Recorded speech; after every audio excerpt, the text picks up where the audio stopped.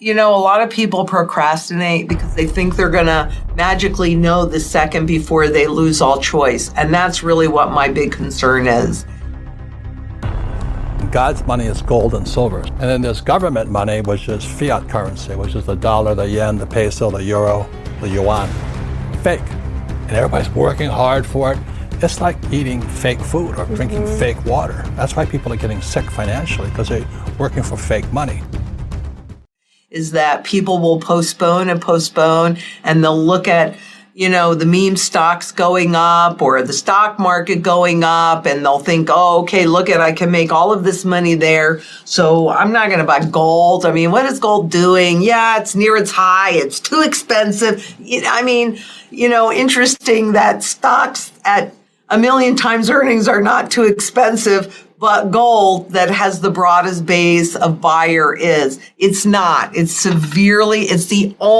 Gold and silver are the only assets that are severely undervalued, because a rising gold price is an indication of a failing currency. So if you've got gains in some stuff, great. Take those gains. Whatever you have, you've got to get prepared, and you've got to do it now. Because what is the price of your freedom worth? And that's really what's at jeopardy, is your freedom. And it may sound crazy, but it is simply a repetition of history. Globally, on average, 80% of the population ends up in abject poverty. But since this is really a big global issue, and in a number of countries like, Venezuela, I think it's 90% of the population. In Sri Lanka, it's 97% of the population. So I feel really sad, because I know that most people, they're too dependent on the grocery stores, and they didn't learn their lesson. When the grocery store shelves went bare in 2020, and then, they never really recovered. The whole grocery store experience is very different, and they didn't prepare. So as I'm watching this unfold, I really am extremely sad, because I know how hard it's going to be for most people. And I'm thankful that I'm prepared, but I'm really sad that I'm sad. Well, they've really been preparing us for it since the 50s, when we had the first credit card that wasn't really attached to anything, the consumer credit cards. And so, most people especially people have gotten very used to shopping online, right? So they're already used to digital currencies quite a bit. And the way that they'll do it, which is the way China introduced it too, they give you this money, right? So they're not saying deposit your hard-earned money yet, right? They're going to be, okay, well, it's really hard. We're going to stimulate you. Here's a whole bunch of money. You have to spend it within, 30 or 60 days or whatever that number is going to be. And then they'll turn around and they'll say, well, and you can only spend it here and here and here. But will people accept it? Yeah, they are, because they're going to think it's free money. But there's nothing that's free. It's just going to be about capturing you into the system.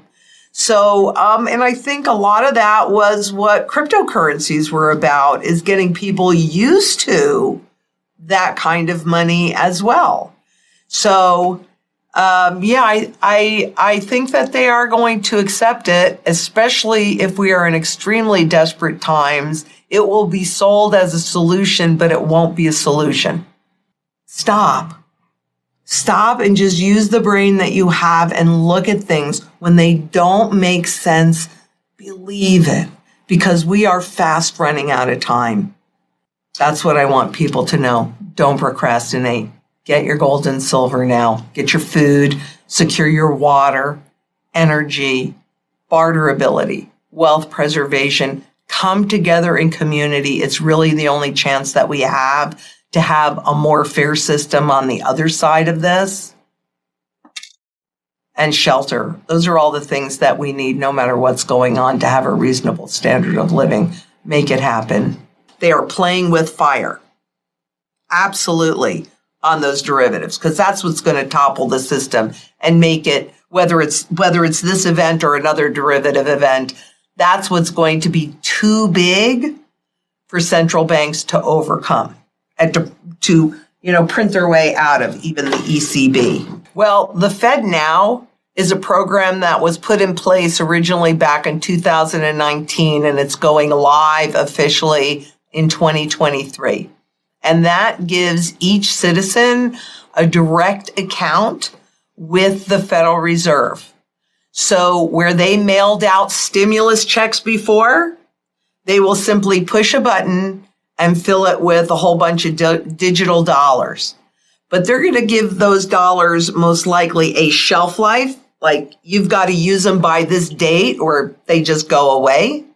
They can, like I said, it's programmable. So they can guide where you can spend that money or where you cannot spend that money. So again, picking winners and losers, just like who had to shut down and who got to stay open.